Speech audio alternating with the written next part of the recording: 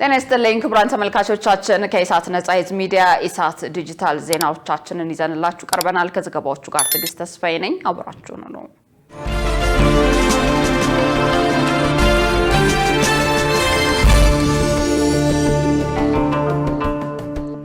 ቀዳሚ ወዳደረግነው መረጃ አልፋለሁ። የዓለም አቀፉ የኢንተርኔት ጉባኤ ለመጀመሪያ ጊዜ ከቻይና ውጪ በኢትዮጵያ ሊካሄድ ነው ተባለ።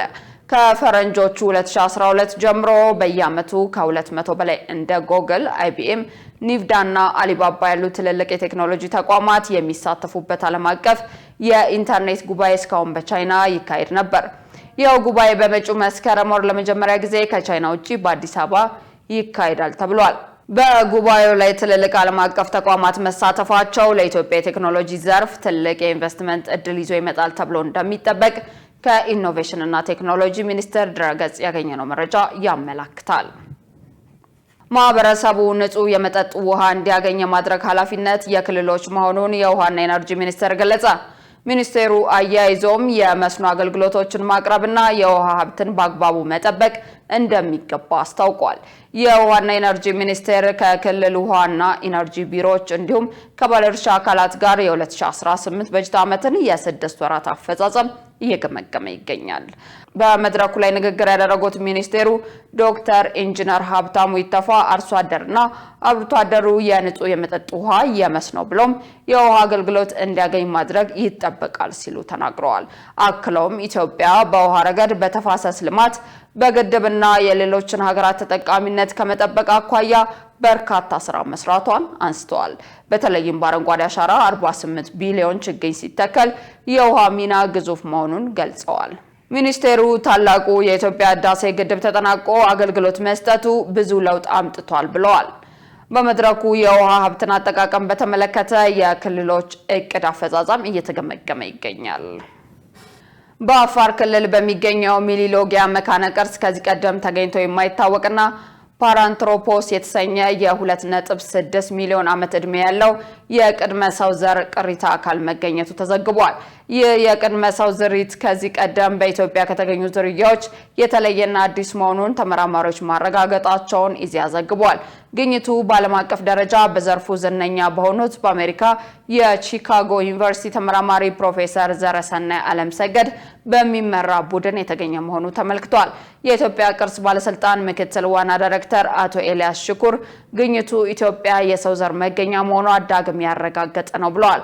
ፕሮፌሰር ዘረሰናይ አለምሰገድ በበኩላቸው የፓራንትሮፖስ የተሰኘው ዝርያ አካባቢውን የመላመድ ከፍተኛ ችሎታ የነበረው በመሆኑ በተለያዩ አካባቢዎች ይኖር እንደነበር በጥናቱ ተረጋግጧል ብለዋል። ግኝቱ ለኢትዮጵያ የቱሪዝም ዘርፍ እድገትና ለዲፕሎማሲያዊ እንቅስቃሴ ከፍተኛ ሚና እንደሚጫወት የተገለጸ ሲሆን ወጣት ተመራማሪዎችን በዘርፉ ለማፍራትም ትልቅ መነሳሳት ይፈጥራል ተብሏል። በጤና አገልግሎት ላይ የሚስተዋለውን ችግር ለመቅረፍ ጥብቅ ቁጥጥር መደረግ አለበት ተባለ። የክልሎች የጤና ኃላፊዎች እስካሁን በተደረገ ቁጥጥር በደረሰባቸው ችግሮች እርምጃ እየተወሰደ መሆኑን ለኢሳት ተናግረዋል። ሙሉቀን ሰለሞን ተጨማሪ አለው። ደረጃቸውን ባልጠበቁ የጤናና ጤና ነክ አገልግሎቶች ሰበብ በርካታ ችግሮች ሲከሰቱ ይስተዋላል። እነዚህን ችግሮች ለመቅረፍ የጤና ሚኒስቴርና የክልል ጤና ቢሮዎች የተለያዩ ተግባራትን በማከናወን ላይ መሆናቸውን ይገልጻሉ። ኢሳት ነጻ የህዝብ ሚዲያም በጉዳዩ ላይ የተለያዩ ክልሎችን የጤና ዘርፍ የስራ ኃላፊዎችን አነጋግሯል። ኃላፊዎቹ በየክልላቸው በጤና ዘርፍ እየተሰራ ያለውን የቁጥጥር ስራ በተመለከተ ሀሳባቸውን አጋርተውናል። የሀገራችን ህብረተሰብ የሚጠቀምባቸው ከሆቴል ቤት ከሻይ ቤት ጀምሮ ያለውን ነው ሬጉሌት የምናደርገው።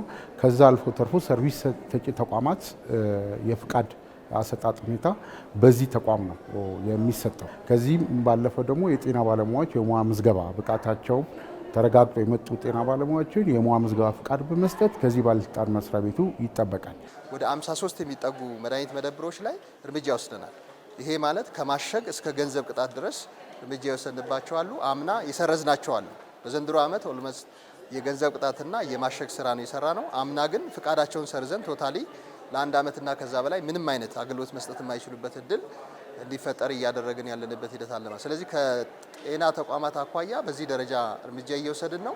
እንደዚሁም ደግሞ በክልላችን አገልግሎት የሚሰጡ ከተፈቀደላቸው ደረጃ በላይ አገልግሎት ሲሰጡ የነበሩ ከተፈቀደላቸው አሰራር ውጪ አገልግሎት ሲሰጡ የነበሩ ወደ 47 የሚጠጉ ክሊኒኮች ላይ እርምጃ ወስደናል። የማሸግ እርምጃ ወስደናል። ያን መነሻ ባረገ መልኩ እየሰራን ነው። በክልላችን ወደ 24 የሚጠጉ ፎርጀሪ ሲፒዲ ያመጡ ባለሙያዎች ላይ እንደዚሁ ቁጥጥር አድርገን ኦሬዲ ላይሰንሳቸው እንዲሰረዝ ያደረግንበት ሂደት አለ። እንደዚሁም ደግሞ ወደ 609 አካባቢ የሚጠጉ የጤና ነክ ተቋማት ላይ እርምጃ ወስደናል። ከማስጠንቀቂያ እስከ ማሸግ ድረስ 37ቱን አሽገናል። ከዛ ውጭ ያሉትን ደግሞ ማስጠንቀቂያ የሰጠንበት ሂደት ነው ያለው ማለት ነው። ከመስከረም 1 ጀምሮ እስከ ታህሳስ 15 ድረስ እንደ ክልል ከፍተኛ የሆነ ንቅናቄ ዘመቻ አድርገን ላይሰንስ ያላሳደሱና ያልነበራቸውን ላይሰንስ እንዲያሳድሱ ያልነበራቸው እንዲያወጡ በከፍተኛ ሁኔታ የሰራንበትና አሁን ከመስከረም ከታህሳስ 15 በኋላ ወደ ቅጣት የገባንበት አስተማሪ የሆነ ቅጣት የጀመርንበት አጋጣሚ ነው ያለ። ትንሽ ደረጃቸው አሳሳቢ ደረጃ ላይ ነው ያለው። ሆኖም ግን ያው እኛም አሁን እንግዲህ በዚች 3 አመት 4 አመት ውስጥ እንደ ሬጉላቶሪ የተሻለ የቁጥጥር እንትን ተዘርግቶ የተለያዩ እንቅስቃሴዎችን እያደረግን የተለያዩ ኢንስፔክሽኖችን እንደገና ደግሞ ራሳቸውን ደግሞ ተቋማት ራሳቸውን እንዲያበቁ ሰልፍ ሬጉሌሽን የሚል ሲስተም ከጤና ጥበቃ ጋር በመሆን ያላቸውን ጋፕ ራሳቸውን እየገመገሙ እንዲሄዱ አሁንም በርካታ መስተካከል የሚገባቸው ጉዳዮች ስላሉ ቁጥጥሩ ተጠናክሮ እንደሚቀጥል ማብራርተዋል። ተቆጣጣሪ ሁሌም በፈተና የታጀበ ነው።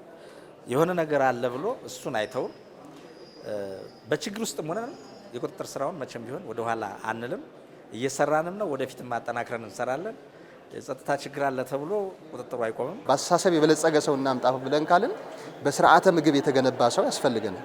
ስለዚህ የስርዓተ ምግብን በሚፈለገው ደረጃ ጥራቱን ጠብቆ እንዲሄድ ደግሞ ቁጥጥሩ ላይ በተለይ የምንመገባቸው ምግቦች ጥራታቸውን ያረጋገጡ ናቸው ወይ የሚለውን ቼክ እያደረጉ መሄድ ያስፈልጋል። ስራው ያው ከህብረተሰቡም ጋር ከተለያዩ እንትኖች ጋር ያገናኛልና ያው ችግሮች ምንድነው ያው ቁጥጥር በምናደርግበት ሰዓት ላይ እንግዲህ የህብረተሰቡም የአዌርነስ ችግር አለ ማለት ያው እነሱ የሚመስላቸው እዛ አካባቢ ላይ አገልግሎት ሲሰጥ ያለ ጤና ተቋም ለኛ ነው የሚሰጠው። በውስጡ ያለውን ችግር ያለውን ክፍተት አያውቁም። ጤንነቱ ያልተጠበቀ ጤንነቱ የታወከ ህብረተሰብ ክፍል አገር ማሳደግ አይችልም።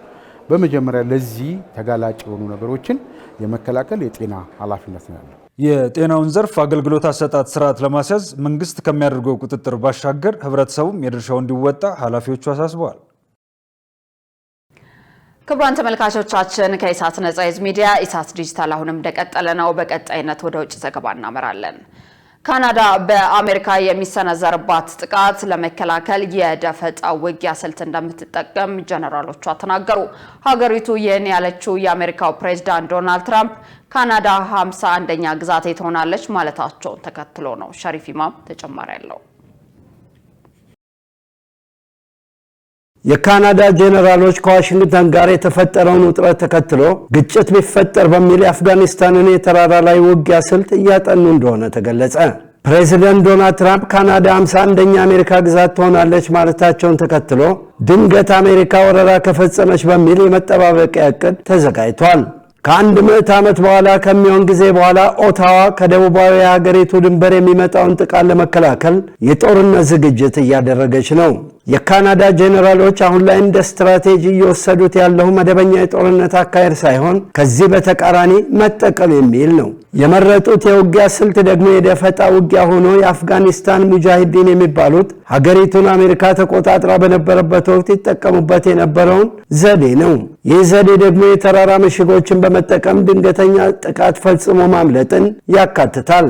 ካናዳ የዩክሬን ወታደሮች በሩሲያ ላይ እንደሚያደርጉት አይነት በጠላት ላይ ከፍተኛ ጥፋት ለማድረስ ድሮን ትጠቀማለች። የካናዳው ጠቅላይ ሚኒስትር ማርክ ካርኔ በዓለም ኢኮኖሚ ፎረም ዓመታዊ ስብሰባ ላይ እንደተናገሩት ትራምፕ ግሪንላንድን ለመጠቅለል ያላቸውን ሐሳብ ከገለጹ ወዲህ በዓለም ስርዓት ላይ መቃቃር ተፈጥሯል። ሚስተር ካርኔ እንዳሉት እንደ ካናዳ ያሉ ሀገራት ወደ ብልጽግና የመጡት ለ10 ዓመታት የዓለም አቀፉን ሕግና ስርዓት ተከትለው ነው።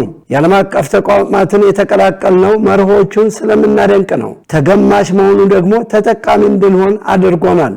ለዚህ ነው በሱ ከለላና ጥበቃ የውጭ ፖሊሲዎቻችን በዚህ እሴት ላይ እንዲመሰረቱ የምናደርገው ብለዋል። አያይዘውም የዓለም አቀፍ ሕግ ታሪክ በከፊል ውሸት እንደሆነ እናውቃለን። ለዚህ ማሳያው ደግሞ ሀያላን የሚባሉት ሀገራት አመቺ ጊዜ ሲያገኙ ከዚህ ሕግና ስርዓት ያፈነግጣሉ። አሁን ላይ በኃይል እየተጫኑ ያሉ የንግድ ሕጎች ተመጣጣኝና ተቀባይነት ያላቸው አይደሉም። የዓለም ሕግ ተፈጻሚ እየሆነ ያለው የከሳሹ ሀገር ወይም የተከሳሹ ሀገር ማንነት እየታየ ነው ብለዋል። ይህ ልብ ወለድ ጠቃሚ ነበር። የአሜሪካን የበላይነት ለማረጋገጥ በተለይም ለሕዝብ አገልግሎት የሚውሉ ቁሶችን ለማቅረብ፣ የባህር በሮችን ክፍት ለማድረግ፣ የተረጋጋ የፋይናንስ ስራን ለመፍጠር፣ የጋራ ደህንነት ስራን ለማስፈንና አለመግባባቶችን ለመፍታት እንደ ማዕቀፍ አገልግሏል ሲሉ አጽንኦት ሰጥተው ተናግረዋል። መረጃው የጂቢ ኒውስ ነው።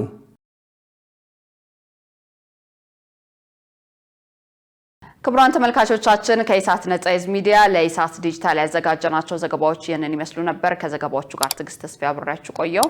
መልካም ጊዜ